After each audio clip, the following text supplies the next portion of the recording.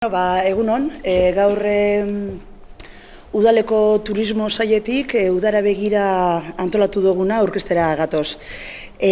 Guk turismo jasangarri baten aldeko apustua egingo dugu, herritarren inpaktu positiboa izango dalakoen, herritarrendako. Turismo familiarrien oinarrituta, behar guztietara egokitutako proposamena egin dugu aurten turismo bulegoarekin batera. Eta, ondaria ezagutzeko, aurten be, bisita gidatuak ekingo duguz, bai ustaien eta bai abuztuen, eta gero, duela gutxi aurkeztu dugun aplikazioari esker, beste aukera badakau, jentiak nahi dauenien edo behar dauen ritmuen, herriko txokuak eta bazterrak ezagutzeko. Eta, zuk izango duzuz zehaztapenak?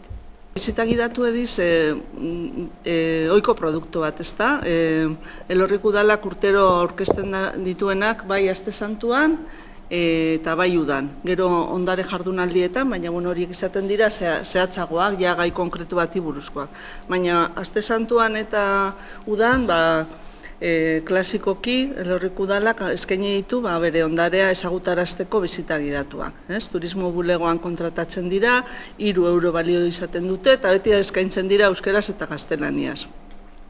Horretarako, erruta desberdina daude diseinatuta, klasikoena, zaharrena, lehenengo sortu zana, izan zen kasko historikoarena, kaletarrak deitzen duguna, eta audiogiak eskaintzen duen ibilbide berbera da, eta Elorrioko sorreratik historian sakontzeko aukera ematen duena. Gero horrez gain, basilikaren barrenak deitzen duguna daukagu, los pilares de la basilika, uste dut deitzen dugula gazteleraz, eta horretan, basilikaren zehaztapen guztia, zehatzagoa da bizita, artearekin zerikusia handiagoa daukana, zehaztapen arkitektonikoak, eta artean adituekin prestatutako bizita bat da. Eta, sekreto txikitxoa kontatzen dira, basilika dituzten txoko izkutuak eta horrelako gauzak, ez? Kanpantorrera igotzeko aukera ere ematen dugu, horretarako, prestatu behar izan da kanpantorrea egokitu eta jendearen txako baliabide berezi batzuk segurtasun aldetik eta hori, eta oso gustagarria izaten ari da, kanpantorreak ematen dituen ikuspegiengatik. Eta orduan, arrakastatsua denez, mantentzen dugu hori kartan.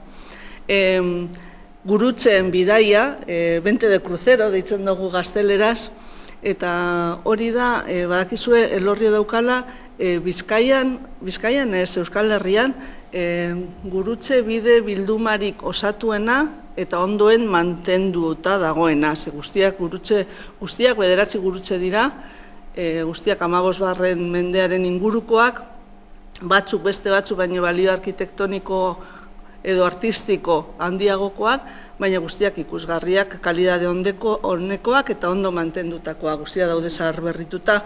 Orduan, horien zaharberritzea amaitu zenean, hor beste ibilbide bat sortu zen, liburu batekin batera, Jesus Muñiz historiagileak egindako liburua, eta duela gutxi errekuperatu dugu bizita hau, eta Aste Santuan, hain zuzen ere, eta jendeak oso ondo baloratu duenez, udan berriro eskaintzen dugu. Aste Santuan sorpresa hartu dugu, bizitek espero baino arrakasta handiagoa izan zuten, pizkatxo bat pandemiaren ostean bizita gidatuen talde bizitan gainbera txiki bat egon zen. Bai egon zen parte hartzea eta interesa eta eskaria, baina taldeak osatzerakoan ratioak txikitxoagoak sortzen ziren. Aste Santuan ordez, bai euskerazko, bai gaztelerazko taldeak, bete-bete eta egon dira, horregatik pentsatzen dugu udan ere arrakastatsuak izango direna. Imaginatzen duzuenez, Arginetaren bizita eskainiko da, ez? Elorrioko altxorra, jendeak, kanpoko jende guztiak ezagutzen duena, eta obretan egon den arren, berriro bizitagarri daukagu nekropolia, bidean konponketak eta ari dira egiten, eta autobusez gomendatzen dugu inor ez joatea, ez?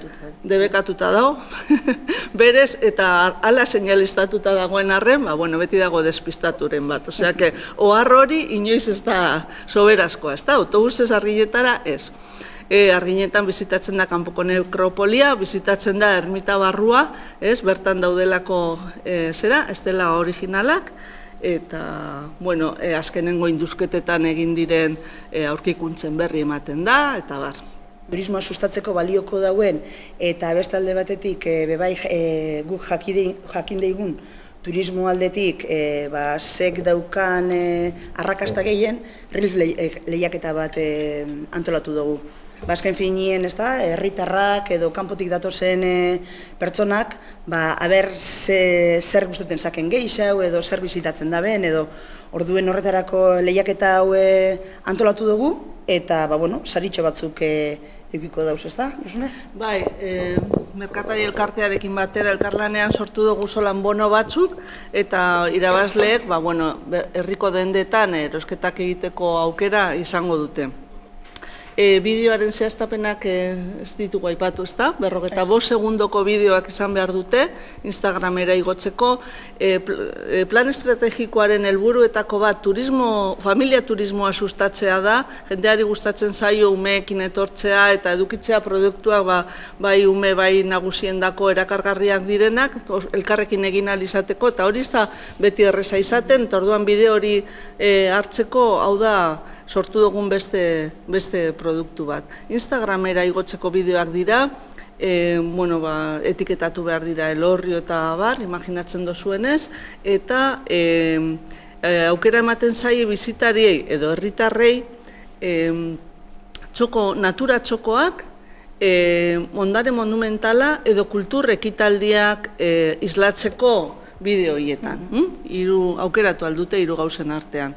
Eta Instagramera igo, 2 hilabete dago hori egiteko, uztail osoa eta abuztu osoa, eta irailaren erdialdean izango da sari banaketa. 3 gauzak dira, udako eskaintza, bizita gidatuak, Reels lehiaketa eta gida virtualaren martxoan aurkeztu zitzaizuena, eta jendea erabiltzen ari dana, eta arrakastatsua dana, eta horrepe... Bai, esan.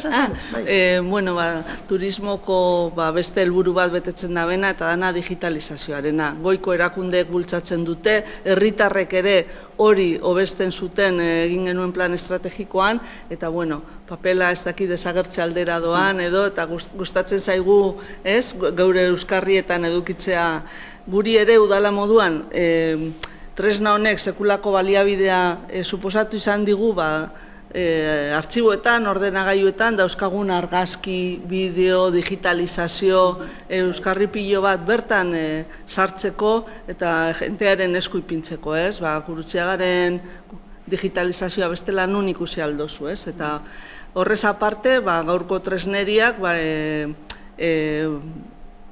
baliatzen dituen zera 3D edo rekreazioak eta horrelako gauzak ere bai. Bai, eta aplikazio horretan bai dau, bizita aiteko aukeria, eta bai, umiendako olako jolas moruko bat, eta Josunek esan dago moduen azkenien familian datozen pertsonen dako aukera bisak emoten dauz. Bai nagusiak, bai txikisak, pedagogia aprobatinez, ez da, turismo egiteko. Eta animatu jentia Reels lehiaketan parte hartzera, eta udan Elorriora etorri ditxezela guk proposatutako ekintzetan parte hartzera.